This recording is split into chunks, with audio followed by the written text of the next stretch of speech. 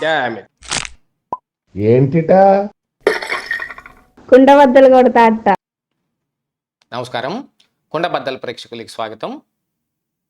కల్తీ నెయ్యిపై CBI sit తుది charge sheet తర్వాత వైఎస్ఆర్ కాంగ్రెస్ పార్టీలో నోటి దోల బాగా ఎక్కువైపోయింది.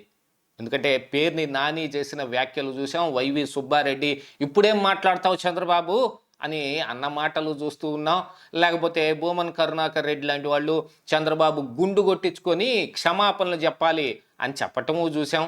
ఇప్పుడు కొత్త బిచ్చగాడు పొద్దెరగడు అన్నట్టు నంగనాచి లక్ష్మీ పార్వతి కూడా కొత్త అంశాన్ని తెరపైకి తీసుకుని ఆవిడ కూడా నోటికొచ్చిన మాటలన్నీ మాట్లాడేస్తుంది. లక్ష్మీ పార్వతి ఇలాంటి సంచలన వ్యాఖ్యలు చేయటం వెనుకున్న అసలు దురుద్దేశం ఏమిటి, లేకపోతే పవన్ కళ్యాణ్ని ఎంత అవహేళనగా మాట్లాడాల్సిన అవసరం ఏం వచ్చింది అనేది ఈ వీడియోలో మీకు పూర్తిగా అర్థమయ్యే విధంగా వివరించే ప్రయత్నం చేస్తాను. వీడియో నచ్చితే ఖచ్చితంగా లైక్ చేయండి, ఇంకా 10 మందికి షేర్ చేయండి. ఈరోజు లక్ష్మీ పార్వతి కూడా ఒక ప్రెస్ మీట్ పెట్టి మరి అందులో పవన్ కళ్యాణ్ మీద, చంద్రబాబు, లోకేష్ల మీద ఆవిడ అనుచిత వ్యాఖ్యలు చేసింది. యాక్చువల్గా చంద్రబాబు, లోకేష్ల మీద ఎక్కువగా మాట్లాడుతూ ఉంటుంది. ఎందుకంటే ఆవిడ అక్కసు, ఆవిడకున్న బాధ ఇదంతా కూడా చంద్రబాబు నాయుడు, లోకేష్ల మీదే ఉంటుంది. ఎందుకంటే చంద్రబాబు నాయుడు అప్పుడు అన్యాయంగా, అక్రమంగా మా దగ్గర నుంచి పార్టీ లాగేసుకున్నాడు. ఆ పార్టీలో నాకేదో ప్రముఖ స్థానం ఉండాల్సింది, చంద్రబాబు నాయుడు మూలాన అది మొత్తం తుడిచిపెట్టుకుపోయింది. నేను ఇప్పుడు ఈ దుస్థితిలో ఉన్నానంటే కారణం చంద్రబాబే అన్నట్టుగాను ఆయన కొడుకై పుట్టిన పాపానికి లోకేష్ని నోటికొచ్చిన మాటలు మాట్లాడుతూ ఉంటుంది. అలాంటిది ఈ రోజున జగన్మోహన్ రెడ్డిని వెనకేసుకొని రావటానికి పవన్ కళ్యాణ్ని చాలా పెద్ద మాటే అంది. యాక్చువల్గా మరి అదంతా వైఎస్ఆర్ కాంగ్రెస్ పార్టీలో అయితే ఆ రకంగానే నడుస్తుంది, కానీ మరి ఇక్కడ కూటమిలో ఆ రకంగా ఉందా? చంద్రబాబు నాయుడికి, లోకేష్కి పవన్ కళ్యాణ్ బానిస. అంటే ఇలాంటి బానిస జీవితాలు మొత్తం వైఎస్ఆర్ కాంగ్రెస్ పార్టీలో ఉంటాయి.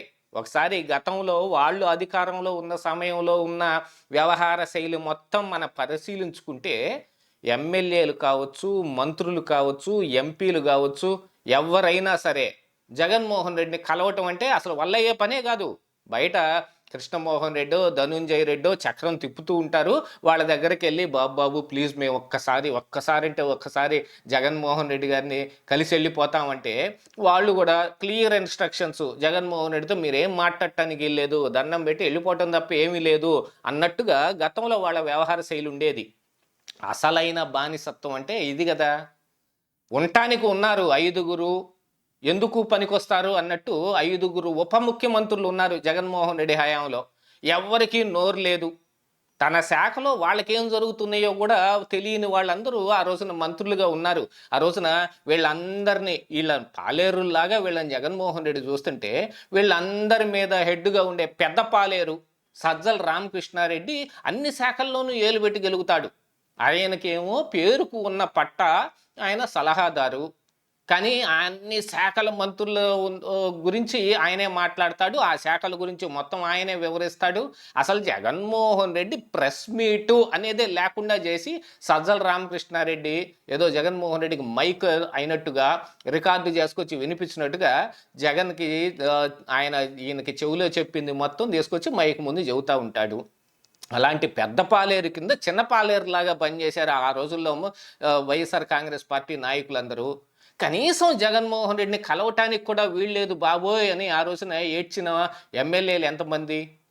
జగన్మోహన్ రెడ్డి కూడా ఎన్నికల దగ్గరకు వస్తున్న తరుణంలో ఈ ఎమ్మెల్యేలు మొత్తం గెలవరు అని నిర్ణయించుకున్నాక తారుమారు తక్కడమారాట ఒకటి ఆడి అక్కడ వాళ్ళని ఇక్కడ వాళ్ళని అక్కడ, కొంతమందికి ఊస్టింగులు, కొంతమందికి పోస్టింగులు, ఇలాగ అన్నీ చేసిన తర్వాత ఒక్కసారి జగన్మోహన్ రెడ్డిని కలవాలంటే అసలైన బానిసత్వం అది కదా.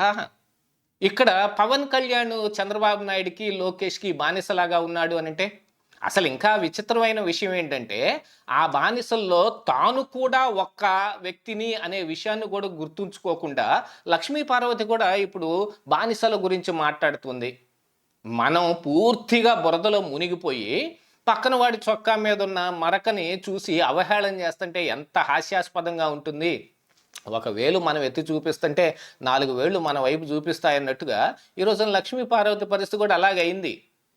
కల్తీ నెయ్యి గురించి మాట్లాడాల్సి వచ్చినప్పుడు కల్తీ నెయ్యి గురించి మాట్లాడేది, అందులో మీ పార్టీని వెనకేసుకొని రావాలి అంటే సిబిఐ సిట్ ఇచ్చినట్టుగా జంతు కొవ్వు ఉందా లేదా అనే దాని మీద మరి ఆ రోజున చంద్రబాబు నాయుడు చేసిన వ్యాఖ్యల మీద మీరు ఏదైనా మాట్లాడదలుచుకుంటే మాట్లాడొచ్చు. ఇందులో పవన్ కళ్యాణ్ బానిసత్వం ఎక్కడ కనపడుతోంది? యాక్చువల్గా ఈ రోజున ఒకవైపు చంద్రబాబు నాయుడు, ఒకవైపు లోకేష్ ఉంటే మధ్యలో మరి ఈ పవన్ కళ్యాణ్ ఫోటోనే ప్రతి ఆఫీసులోనూ పెడతా ఉన్నారు. దాని మీద కూడా కోర్టుకు వెళ్ళారు కదా మీ పార్టీ నాయకులు. ఇలాగా ఉప ముఖ్యమంత్రి ఫోటోని పెట్టాలని, పవన్ కళ్యాణ్ ఫోటోని పెట్టాలని ఎక్కడ ఉంది అని కోర్టుకు వెళ్ళిన వాళ్ళు. అంటే తమకు సాటిగా తమతో పాటుగా ఉండే అంత పెద్ద స్థానాన్ని మరి పవన్ కళ్యాణ్ కల్పించారు. ఇది కూటమి ధర్మం కింద వాళ్ళు చూశారు. ఎందుకంటే ఆయన కూడా మరొక పార్టీ అధినేత కాబట్టి ఆ పార్టీ నాయకుల నుంచి వచ్చే అసంతృప్తిని కూడా ఆయన దానికి కూడా సరైన సమాధానం చెప్పుకోవాలి కాబట్టి ఒకవైపు చంద్రబాబు, మరొక వైపు పవన్ కళ్యాణ్ ఇద్దరు అన్నట్టుగా ఇక్కడ వాళ్ళ ఎక్స్పోజర్ అలా కనిపిస్తూ ఉంటే ఇందులో బానిసత్వం ఎక్కడ కనిపించింది? అసలు ఈ తెలుగుదేశం పార్టీ చంద్రబాబు నాయుడు చేతుల్లోకి వచ్చిన దగ్గర నుంచి లక్ష్మీ పార్వతి ఆడుతున్న వింత నాటకాలన్నీ చూసాం. ఎక్కడెక్కడ తిరిగి మొత్తం చివరకు వచ్చి జగన్మోహన్ రెడ్డిని పంచం చేరింది. ఆవిడ గతంలోనే ఇలాగనే ఎక్కడెక్కడో తిరిగి వచ్చి ఎన్టీఆర్ పంచం చేరినట్టు ఇప్పుడు జగన్మోహన్ రెడ్డి పంచం చేరింది. గతంలో ప్లేనరీ జరుగుతున్న సమయంలో కూడా జగన్మోహన్ రెడ్డిని గడ్డం పట్టుకొని బుజ్జాయింపుగా లాయిలింపుగా మాట్లాడుతుంటే అలాంటివన్నీ ఎవరు చేస్తారు? కింద లొంగిపోయిన నుండి పనిచేసే వాళ్ళు చేస్తారు, పాలేర్లు చేస్తారు, బానిసలు చేస్తారు. అడుగులకు మడుగులు ఎత్తే పని చేసి ఇప్పుడు ఇక్కడికి వచ్చి నోరు పెట్టరేగుతుంటే ఇప్పుడు ఇవన్నీ తిరిగి గుర్తు చేయాల్సిన అవసరం ఉంది.